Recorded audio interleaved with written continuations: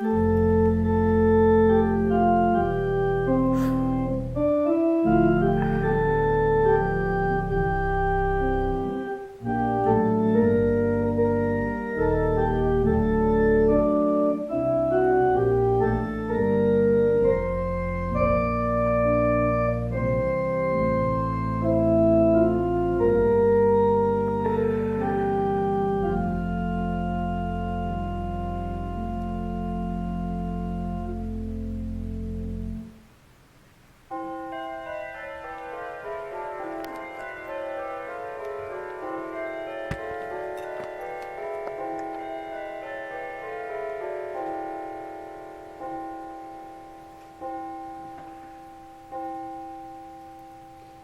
Holy Gospel, according to Luke, the 21st chapter.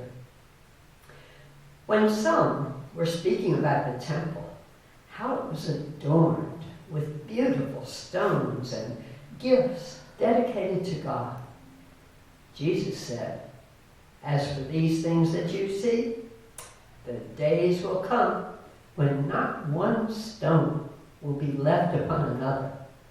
All will be thrown down." They asked him, "Teacher, when will this be? What will be the sign that this is about to take place?" And Jesus said, "Beware that you are not led astray. For many will come in my name and say, 'I am he,' and the time is near. Do not go after them. When you hear of wars and insurrections, do not be terrified. For these things must take place first, but the end will not follow immediately." Then Jesus said to them, "Nation will rise against nation, kingdom against kingdom. There will be great earthquakes, and in various places famines and plagues. There will be dreadful portents and great signs from heaven. But before all this occurs, they will arrest you and persecute you. They will hand you over to synagogues and prisons, and you will be brought before kings and governors because of my name. This will give you an opportunity to testify. So make up your minds not to prepare your defense in advance. For I will give you words and wisdom that none of your opponents will be able to withstand or contradict. You will be betrayed, even by parents and brothers, by relatives and friends. They will put some of you to death. You will be hated by all because of my name.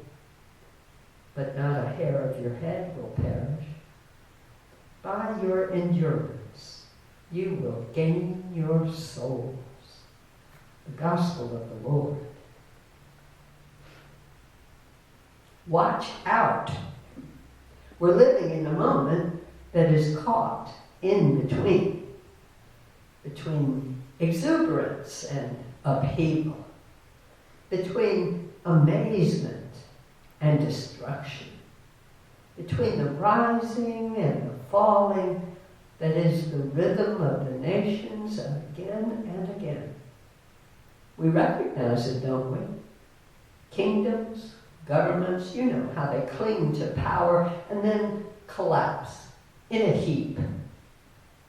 Nature's rhythms often reveal the same. Sunshine and rain, feast and famine, flooding and drought.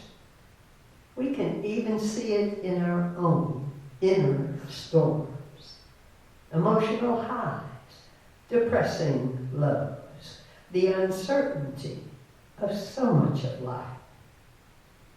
Jesus comes to say, watch out. Are you trusting the temporary, the changeable, as if it will always be? Jesus calls us to dive more deeply, to listen more closely, to prepare inwardly for what is to come. Now, as usual, the disciples can reveal how we are all so often. You know how it is.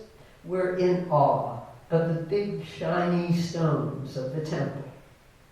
It looks like permanence and power as we see it. And Jesus says, watch out. You're trusting in something that can come tumbling down and will. But we wonder, wait, how can that be?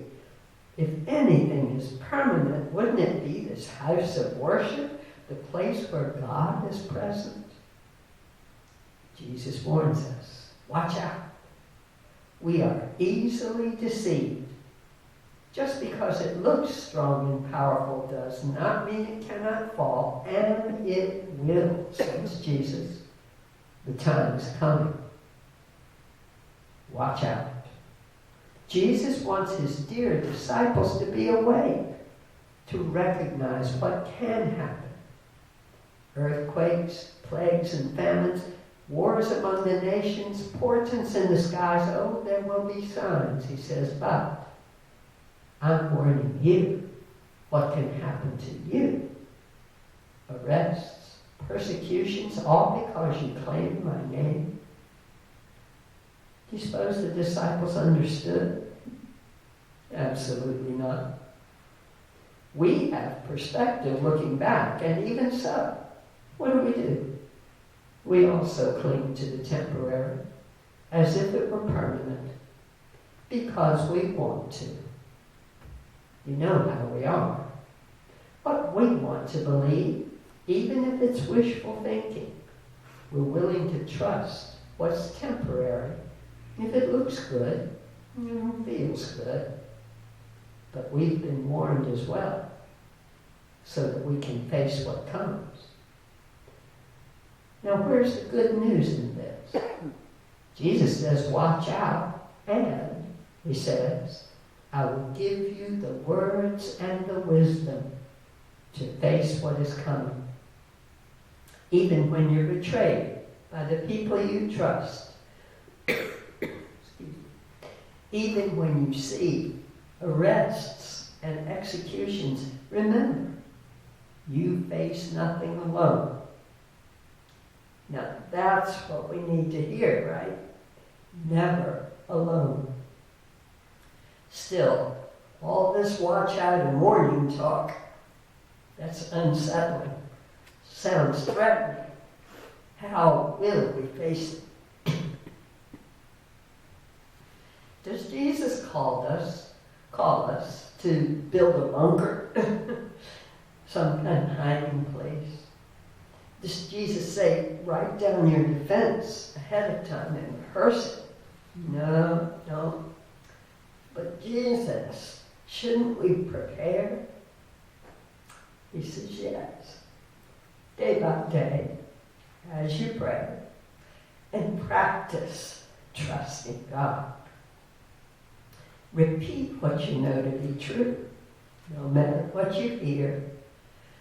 Excuse me. No matter what you see, no matter what you're tempted to imagine. Here's something always true. God will not desert you. God will never leave you comfortless, never leave you without divine breath breathing through you. God will always fill you with what you do need so that you might endure and persevere. See, it will be God giving you what you need to count on, not your own strength and not your own bright ideas. And that's kind of a relief. Look, kings and kingdoms will all pass away, but there's something about that name, the name of God, who will always be true, your strength and your Redeemer. So, Jesus, we might be wondering about now, is this a pep talk? Are you just trying to give us something to lean on? We know the truth. Jesus is more than a coach or a team captain. Jesus is the real deal. And how do we know? Because Jesus himself will face all the threats, all the trials, all the worries that we face, and more. Jesus will be hauled before the powers that be. Jesus will be taken prisoner. He will endure the flogging, the persecution, the humiliation, and the death itself.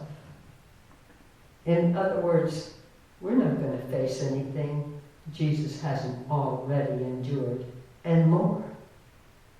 Watch out, Jesus says.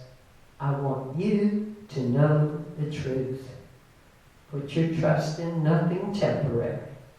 Give your full attention to the one true God, the one who creates you to start with, who gives you your life, now and forever.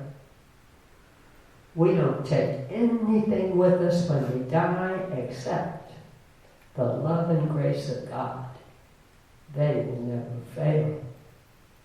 Remember, for you who revere God's name above every name, the Son of Righteousness shall rise with healing in its wings. Alleluia.